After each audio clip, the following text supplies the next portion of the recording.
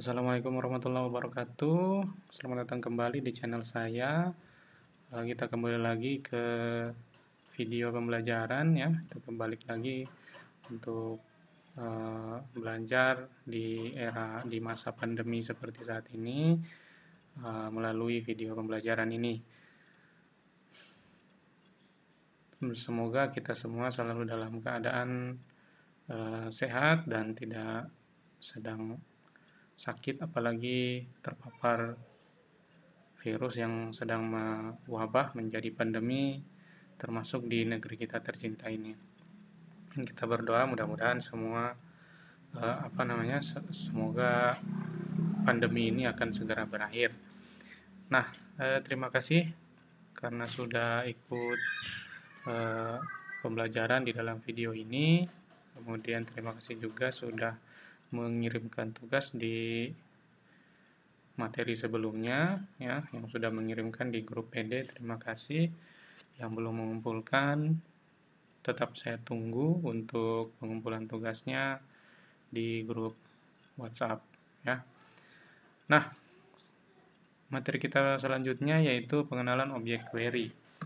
Nah, tujuan pembelajaran ini nanti kita diharapkan untuk memahami definisi ya dan fungsi dari query di dalam DBMS Microsoft Access.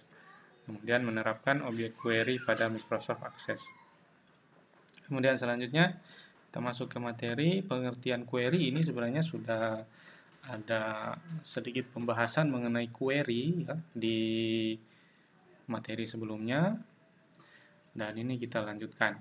Query adalah bahasa SQL ya, atau Structured Query Language yang ditampilkan dalam bentuk visual yang dapat digunakan untuk melihat, memodifikasi, dan menganalisa data dengan berbagai jalan yang berbeda. Query dapat juga digunakan sebagai sumber data atau report source untuk objek form dan report. Ya, jadi kan di materi sebelumnya sudah saya jelaskan mengenai, sudah sempat kita bahas sepintas mengenai objek form ya, dan juga report ya, karena di materi sebelumnya kan itu mengenai objek-objek dalam DBMS kan. Ada query, ada form, ada report, dan ada tabel. Nah, ini adalah materi lanjutan mengenai query.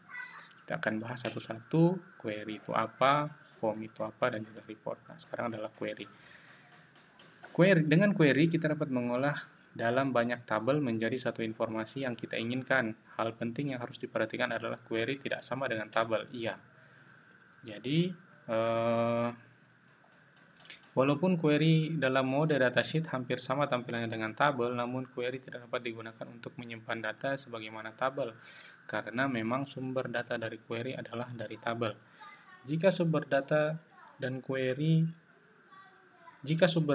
struktur tabel dimodifikasi, maka data dan struktur query juga akan ikut berubah, karena query dapat digunakan untuk menampilkan data yang didapat dari menggabungkan beberapa tabel menjadi satu tampilan datasheet.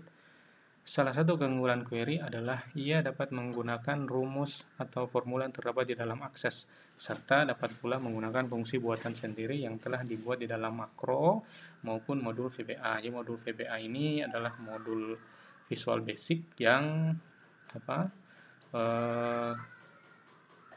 dibuat di VBA ini hanya menempel. Visual Basic Application ini menempel di Excel. Ya, seperti kita ketahui bahwa untuk database Access, DBMS Access itu bisa kita koneksikan dengan dengan Visual Basic ya. VB. Ini Visual Basic. Kalau tidak salah kita pernah belajar di PBO, kalau saya mengajar itu kita gunakan VB, Visual Basic di kelas 11, apa kita lupa. Kalau memang tidak pernah mungkin saya lupa. Baik, saya lanjut. Nah, jadi query sebenarnya adalah bahasa SQL. SQL seperti yang kalian pelajari di mata pelajaran yang lain ya. Itu sama.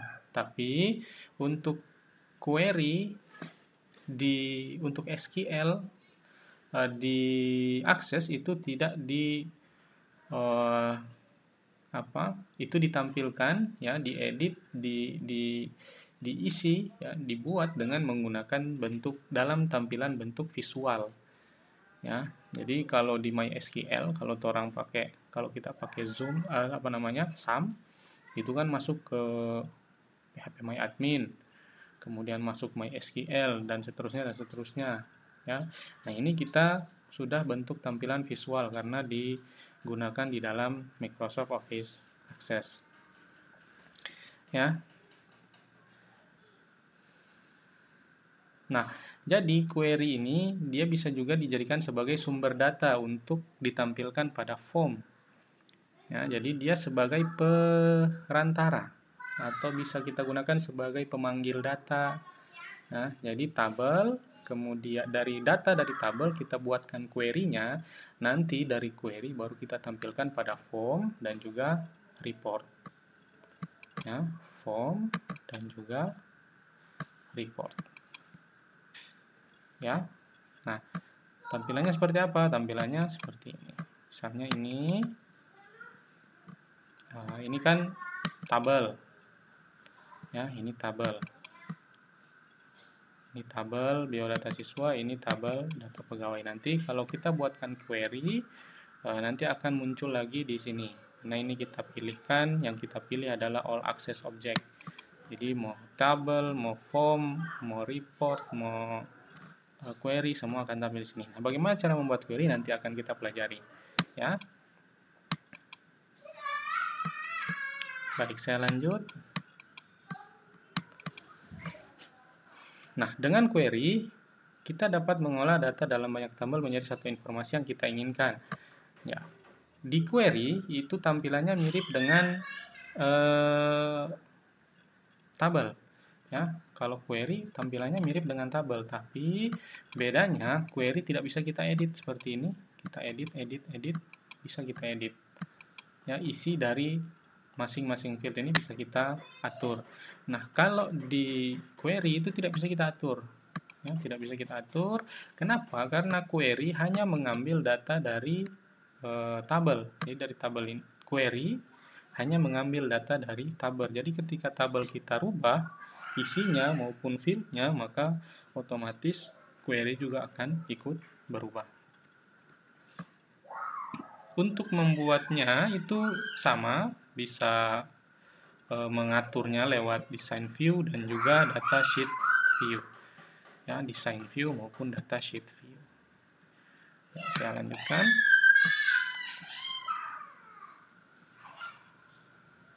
Nah, jenis-jenis query. Di dalam Access ada 5 jenis query yang dapat dibuat. Di antaranya adalah select queries atau query yang dibuat dengan cara menggabungkan beberapa tabel sehingga didapatkan sekelompok data yang ditampilkan dalam format datasheet.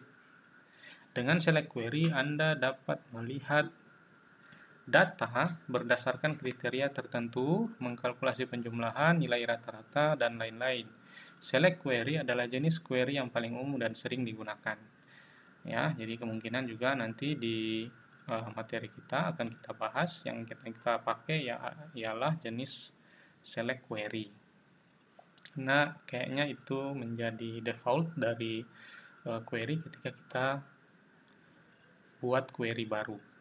Kemudian yang berikutnya ada parameter query, yaitu query yang bekerja berdasarkan data-data kriteria dan parameter lainnya yang dimasukkan terlebih dahulu ke dalamnya.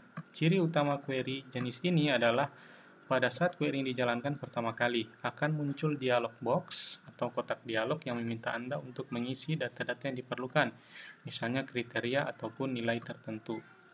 Kemudian yang berikutnya adalah cross-tab query, yaitu query yang digunakan untuk mengkalkulasi penjumlahan, nilai rata-rata, menghitung jumlah record, dan operasi lainnya di mana total data tersebut digrup dengan dua tipe informasi. Satu informasi berada pada sisi kiri, ya, atau baris record, dan informasi lainnya berada pada sisi sebelah atas, ya, atau sebagai judul kolom, berarti DP field, ya, berarti fieldnya, ya, artinya itu field. Kalau sebagai baris berarti itu adalah recordnya, ya.